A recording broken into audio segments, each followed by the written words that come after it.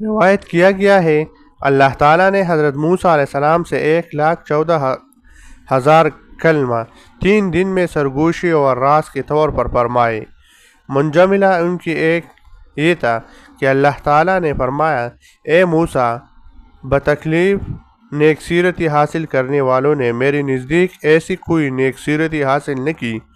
جو دنیا میں زہد اور کم رغبتی کی برابر ہو سکی، یعنی دنیا سے بے رغبتی کرنا بہترین نیک سیرتی ہے، اور مجھ سے قربت حاصل کرنے والوں نے ایسی کوئی قربت حاصل نہ کی جو منوعات شرعیہ سے پرہیز کے برابر ہو سکی، یعنی جو چیزیں لوگوں پر حرام کی گئی ہے ان سے پرہیز کرنا تقرب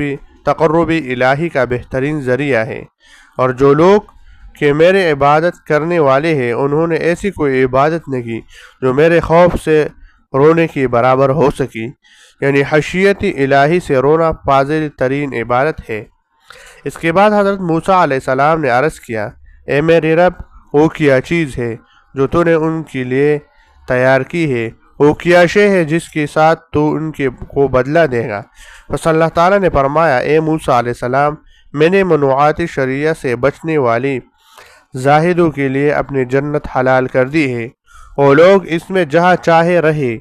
اور اپنے پرہیزگار بندوں کو میں نے بغیر حساب کی جنت میں داخل کیا، اور جو لوگ میرے ڈر سے اور خوف سے رونے والے ہیں بس ان کے لیے برتر ہمراہ یعنی میں خود ہوں،